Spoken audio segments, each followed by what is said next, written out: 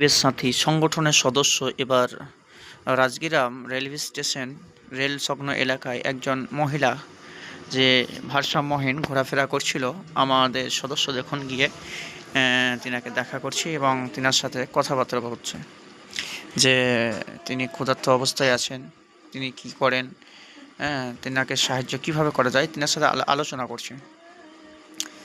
সে পাগল কোনো রকমের কথা না বলে চলে যাচ্ছে।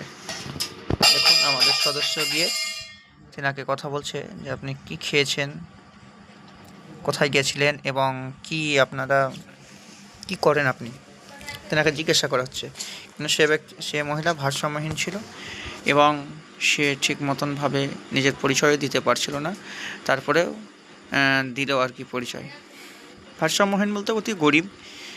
ভারসাম্য ঠিক আছে, তিনার দিমাগ এবং ব্রেন সমস্ত কিছু ঠিক আছে, কিন্তু সে ব্যক্তি একদম গরিব, মহিলাটি গরিব। তাই আমাদের সদস্য তেনাকে বলছে যে খাওয়া দাওয়া করেছেন, কখন বেরিয়েছেন, কি করছেন, সমস্ত কিছু ডিটেলস খবর ওনার কাছে নিচ্ছেন।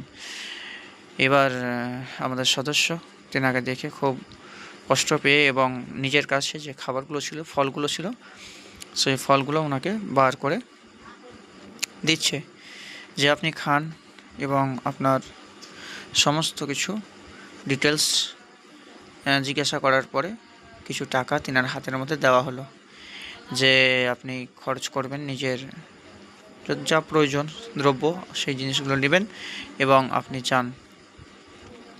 দেখুন গরিবের সাথী সংগঠনের সদস্যগণ কত না মেহনত করছে, কত জায়গাতে গিয়ে পাগল এবং গরিব অসহায় মানুষের পাশে থাকছে। সঙ্গে থাকুন, সাথে থাকুন, গরিবের সাথী।